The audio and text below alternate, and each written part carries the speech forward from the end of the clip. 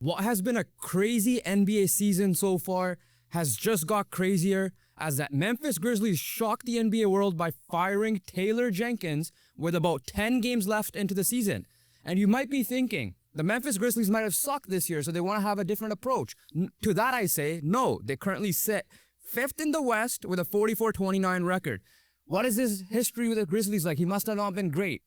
Also incorrect. He's the winningest coach in Grizzly history with a record of 250 and 214. And whenever his team is healthy, he was usually in the playoffs. So I am befuddled, confused, discombobulated by this move in terms of the timing of it. You are in a playoff spot and you're firing your head coach. All right. I know there's a new coach bumps, all this, all that, bro. It's not happening in the playoffs. It's just simply not. Look, the Memphis Grizzlies needed to wait until the offseason. I like Taylor Jenkins as a head coach. I think Taylor Jenkins has done a great job. I wouldn't have been surprised if he was fired in the offseason, depending on what happened in the playoffs, right? Especially. The Memphis Grizzlies are not going anywhere this year. I'm just safe to say that. I am not picking them in any first round series against, say, the Warriors, the Lakers, the Nuggets, the Thunder, maybe the Rockets, just because they're inexperienced. But the Memphis Grizzlies, at best, is a second round exit, right? So they're not doing anything this year. And how quickly are they going to learn a new offense is one question mark. And two, what are the players' reactions? Like, your coach got fired with 10 games left when you should be a playoff team. So I have a lot of reporting that could kind of go against what you're saying there. And I'm not fully disagreeing with what you're saying. But one thing I'll say this. Again, this is the second time a coach has been fired with a winning record in 70-plus games into the season, right? This is the first I could remember in any sport, I could say, not even just the NBA. Exactly. On top of my head, right? But to what you said is maybe why they did the coach firing. You said they're not going to get past the second round. They're still not. No. That's not my point. The point is they want to see what So, before I say that part, they promoted interim head coach Thomas Isolo, the first Finnish coach now in the NBA, to the lead head coach spot to see how he does. He's known for his offense and creativity. Taylor Jenkins, I believe, was a more defensive coach. But going back to your point now, because I have to introduce that point. They probably want to see what he is capable of this last stretch and the playoffs to make an official decision to extend him for next year and then use that off season to see what they need to fill the roster. That's the best way I could put it. So they're probably punting on the season because they're probably agree with you. We're not going to do shit, right? The West is loaded. So we want to see what we have with him now and then officially promote him to a head coaching position and then bring in guys that complement the office even more. Because one thing, the Memphis Grizzlies switched the whole coaching staff. They got Taylor Jenkins to switch the coaching staff this past year, which is they were playing a whole different system. They're first in pace. They don't use much ball screen action like they did in the past, right? So for that I think that's the big reason why. And I'll get to the players' reactions after you respond to that. I think it's a shitty position to put Thomas in. You're gonna give him a tryout with 10 games left and a playoff run, and implement his offense to players who like playing in the pace offense, right? That's when... Well, I'm going to go the other way. Ja did not like this offense. But that's when Ja's numbers are down. Because this is a higher pace offense right now. Yeah, so I'm just like... It makes no sense to me because they're putting him to sit... Like, I'm all for giving a new coach and see what it is, but you're going to give this guy 10 games and a playoff run, right? Like, at the end of the day, how you described is that like he's getting a trial for 10 games and a playoff run. We'll see how he does. If he does bad, his shot's done then. So like it's a shit position to be in. Fair. It's a very shit position to be in. I don't know. You're not giving a guy the chance then. I don't know if it is a triout. The interim tag, I'm speculating, but the interim tag. Exactly. That's the point. They're just probably saying interim tag, but I don't if you want to ask me personally, I don't think he's an interim head coach. I think he is getting the full ride. Even after this playoff. Yeah, but we don't know that. We don't know that, right? At the end of the day. So, you want to give this guy a chance and you're going to do this, why make the move now? Why couldn't it be 10 games earlier? Like, at the end of the day, this frustration should have been figured out, 10 games ago, 15 games ago. How does this make sense now? Why is Ja frustrated now? Why wasn't he? I'm pretty sure you were frustrated earlier too. I'm pretty sure this Memphis brass be like, okay, change up this offense. They tried it, but like, why couldn't it be done earlier? It just makes zero sense. It just genuinely makes zero sense. Yeah, so this is the possible reasons I have listed out, and I'm gonna give you Brian Windhorst reporting on this, and we'll react to that. Possible reasons: their second half of the year is under 500 and have plateaued. So the offense, that new offensive system probably worked in the first half, not as much in the second half. Reason number two: only beat one team over 500 records since February 3rd, which was the Mavs, who are missing 8 players to begin with. Right. So that's another point. He obviously has lost the locker room clearly. There was a Desmond Bain and Santi Aldama altercation on the sideline that happened a couple of games ago, which I think may have progressed things even further. And then the last thing is, obviously, your best player, maybe not for this year, but still having somewhat of a down year, but still should be your best player, Ja Morant, is that's the issues they're having. Obviously, like we said, Memphis wants to play this style of offense. It wasn't working. Taylor Jenkins went back. So now I'm going to go to the Brian Windhorst reporting. So the Grizzlies currently want to play fast ball screens, which I already mentioned, but it's leading to less production to Ja Morant. And now part of that could be because of Ja's injuries, right? And Desmond Bain and amongst those guys. Jenkins then started going back to the ways that worked, that got him to the playoff positions and all that. And then they decided to fire him because they didn't want him to go back to the old way. Ja wants the old way. Grizzlies have pretty much said, no, that's the best way I could put it. So to me, this is why they did it. Can part of it be a new coach bump? Sure. But let me clarify this point first. Yeah. Ja liked the Taylor Jenkins original way. Not the Taylor Jenkins, whoever's running the offensive original way. The original way. Yeah. Okay, so that's what I was saying earlier. That's what Ja likes, right? And I'm not saying, don't get me wrong, like, the GM is envisioning something. That's fair, right? Like, at the end of the day, you have a vision. That's how you build a team. But the point I made earlier was about, like, if Ja likes the old way and doesn't perform well in this new way, that's what's going to cause issues in the playoffs because your main player is not playing well in that system. So that's the point I was making earlier. Again, like, what I'm saying is this, right? I disagree with the firing at the moment. At least let the guy let's see what happens in the playoffs. I'm not saying, obviously, do we think that they would have got past the first round? Maybe not, depending on the matchup, right? At the most, second round. So regardless, like, what the point is, you could have just waited in the offseason, right? This reminds me of the whole Dwayne Casey winning Coach of the Year with you guys. The last year of Dwayne Casey leading to Nick Nurse, we're like, oh, you fire your Coach of the Year and you're just hiring a guy on your assistant staff. So that being said, we both could look like idiots, right? Like, here's the thing. This is what I heard about Thomas Izolo. Offense is crazy. He has a lot of creativity. He won EuroLeague with Paris basketball a couple of years ago, which is why, like, they want to see him. He's a young mind. He's like 42 years old, and they want to see what he could do in the NBA. He, from what I heard, could be a coach that sought it to be after. I forgot be a guy that could get a coaching job pretty quickly for a young rebuilding team, right? So, like, to me, here, I would have done it in the offseason. I'm not disagreeing with that part. I could see why the Grizzlies are doing it now, just because they want to just start the thing early. They agree. They probably agree with you saying, yeah, we're not going to go far anyway, so we might as well just get now. I'm not going to look like an idiot. I'm fully confident. The only way I could look like an idiot with what I'm saying right now is that the Grizzlies win a title this year with this new coach. Like I said, I wouldn't have been surprised if Taylor Jenkins got fired in the offseason. Yeah. Right? I'm like, at the end of the day, I'm not like saying that, Taylor Jenkins, if Taylor Jenkins is this, freaking God coach, at the end of the day, it hasn't had playoff success to the point that, you want it to be. With Thomas, again, like you said, when Nick Nurse got hired, right? Assistant guy, creativity, all that stuff. He has all that going for him. But it happened in the offseason. That's the change. At least see what you have with your team. Like, at the end of the day, so there's no way, no report, not you, not anyone convinced me that the timing of this firing and / coaching change is right. There's nothing can convince me. It is wrong. The timing is terrible. It's as simple as that. The only thing that could convince me, and I'll take my word back on it, is the Memphis Grizzlies win an NBA championship this year, and that's it. Nothing can convince me that this timing of this hiring / firing was, other than nothing less than terrible. How much do you think Ja was involved in this? I mean, it has to be, right? He has to. I mean, yeah, like at the end of the day, like you lost the locker room, so the players in general are going to be involved, right? So like it makes sense, but overall, the timing doesn't make sense.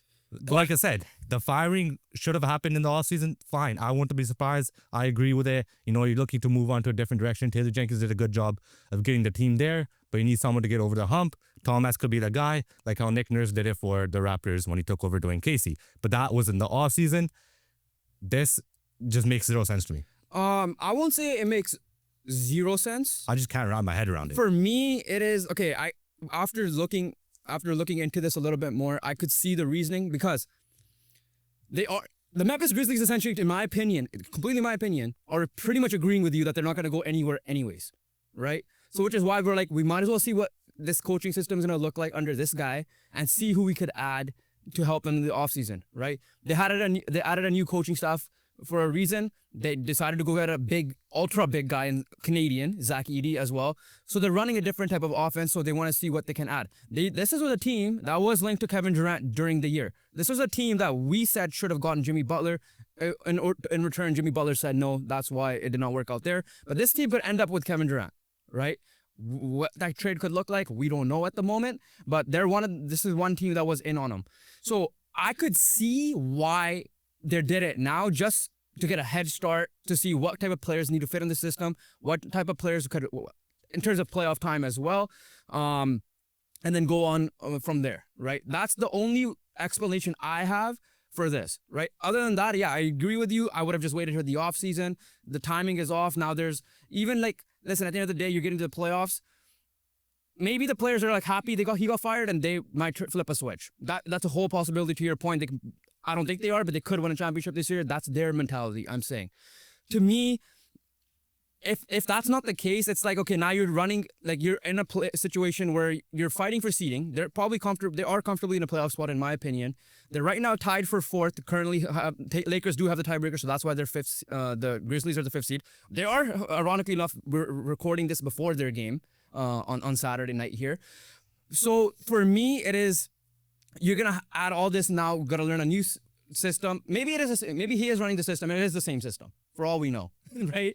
So I don't know. Like that's the thing, bro. It's confusing, right? It is so confusing. We're stuttering. We're like sounding confused because it is a confusing move. It is one of the most, like, is it Luka shocking? No, but it is kind of there like at this point. This is more head scratching. The Luka was just oh my, what the hell just happened type of thing. So that being like, said, oh, don't wait at the Dallas Mavericks. So that being said, but like, well, I'm gonna say this last thing, right? My point, I'm gonna emphasize this right now. I am sticking with my point. Whatever you think is fine, that's fair. But the timing is just nothing less than terrible. I am all for it if it happened in the off season, and whatever playoff chances you had just decreased. And I know personally, I don't think that like you were gonna do anything. But as a team, if you're thinking that and you're in a playoff spot, that's just a poor mentality run team, in my opinion as well. I slightly disagree. I think it's poor mentality. I slightly disagree. You're gonna give up on the season right before 10 games before the playoffs. Come on, man. You're being real with yourselves. That's the point, though. But you're in a playoff. I actually respect that, because some teams, like, obviously trade deadline pass, all right, but there are teams that might have the mentality of, oh, we're gonna, like the Sacramento Kings, for example. That, like, there are teams like that exist, though. I think they're just being real, like, hey, there's like 8 teams that are probably going to win the championship ahead of them this year, 8 even alone in the West. They're like, well, might as well just get going right now, and they probably didn't want to risk losing on this guy that might get a job for a different team in the future. That's the best way I could put it. So that part I was slightly disagree. I don't get it though. Like I don't get it. I just don't get it. That's simple. I don't agree with it, but I could see what their vision is. Nothing's changing my standpoint unless they win a title. That's it. Not even like anything. That's all I got. No, not even care if they make the Western Conference. I don't care if they make the NBA Finals. Right? Nothing's changing it. They gotta win. Simple as that. To make this. So what if they make the NBA Finals this year and win next year? To make the timing justified. Fair. Nothing's changing my. Like at the end of the day, I don't mind the move. I just don't understand why it's now. And you punting the season when you're in the playoffs, as a fan, I'm pissed if I was a fan of the Memphis Grizzlies. Thank God I'm not for this season especially. Yeah, I mean, at the end of the day, Memphis Grizzlies fans, comment down below what you guys think, because You guys are the ones following the team a lot closer than we are. We're just looking from outside looking in. But enough about the Memphis Grizzlies. Let's talk about Taylor Jenkins.